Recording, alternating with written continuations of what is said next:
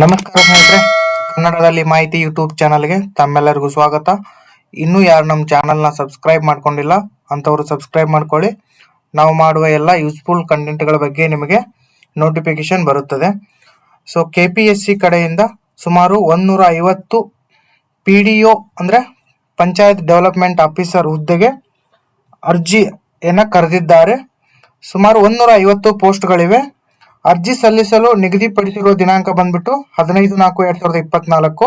ಆಮೇಲೆ ಅರ್ಜಿ ಸಲ್ಲಿಸಲು ಕೊನೆಯ ದಿನಾಂಕ ಬಂದ್ಬಿಟ್ಟು 15/5/2024. ಆಮೇಲೆ ಇದು ಒಂದು ಗ್ರೂಪ್ ಸಿ ಒಂದು ಇಲಾಖೆಯಲ್ಲಿ ಇದು ಬರುತ್ತೆ. ನೀವು ನೋಡ್ಕೋಬಹುದು, ಗ್ರಾಮೀಣ ಅಭಿವೃದ್ಧಿ ಮತ್ತು ಪಂಚಾಯತ್ ರಾಜ್ಯ ಇಲಾಖೆ ಒಂದು ಇಲಾಖೆಯ ಹೆಸರು.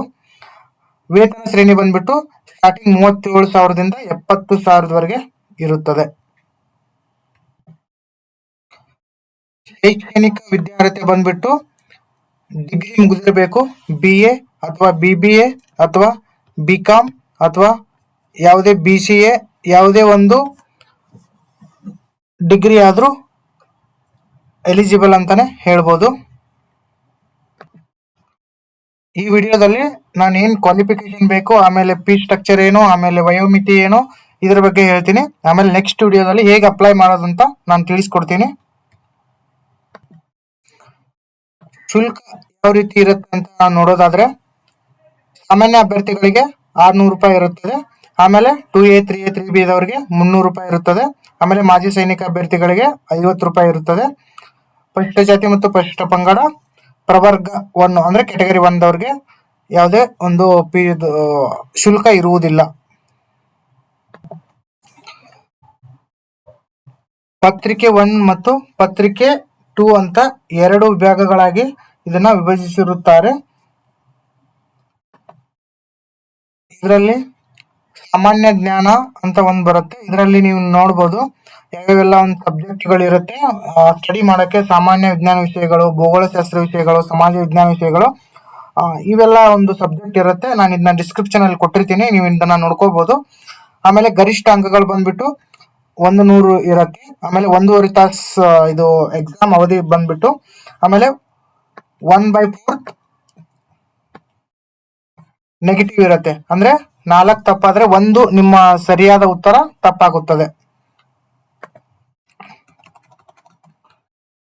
ಪತ್ರಿಕೆ 2 ನಲ್ಲಿ ನೀವು ನೋಡೋದಾದ್ರೆ ಸಾಮಾನ್ಯ ಕನ್ನಡ, ಸಾಮಾನ್ಯ ಇಂಗ್ಲಿಷ್, ಆಮೇಲೆ ಕಂಪ್ಯೂಟರ್ ಜ್ಞಾನ ಅಂತ ಇರುತ್ತೆ. ಇದರಲ್ಲಿ ಡಿವೈಡ್ ಮಾಡಿರ್ತಾರೆ ಒಂದು ಮಾರ್ಕ್ಸ್ ಗಳನ್ನ.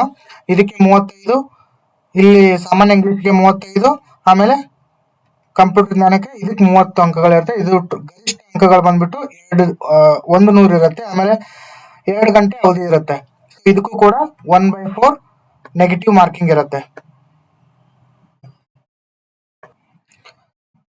ವಯೋಮಿತಿನ ನೋಡೋದಾದ್ರೆ ಸಾಮಾನ್ಯ ಅರ್ಹತೆ ಬಂದ್ಬಿಟ್ಟು 35 ವರ್ಷ ಇರುತ್ತೆ.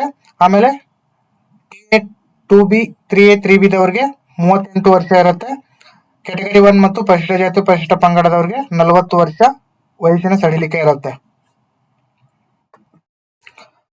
ಈ 150 ಹುದ್ದೆಗಳನ್ನ ಯಾವ ರೀತಿಯಾಗಿ ವರ್ಗೀಕರಣ ಮಾಡಿದ್ದಾರೆ ಅಂತ ನಾವು ನೋಡೋದಾದ್ರೆ, ಎಕ್ಸಾಂಪಲ್ ಪರಿಶಿಷ್ಟ ಜಾತಿಗೆ ಅಂತ ತಗೊಂಡ್ರೆ ಒಟ್ಟು 26 ಹುದ್ದೆಗಳಿವೆ.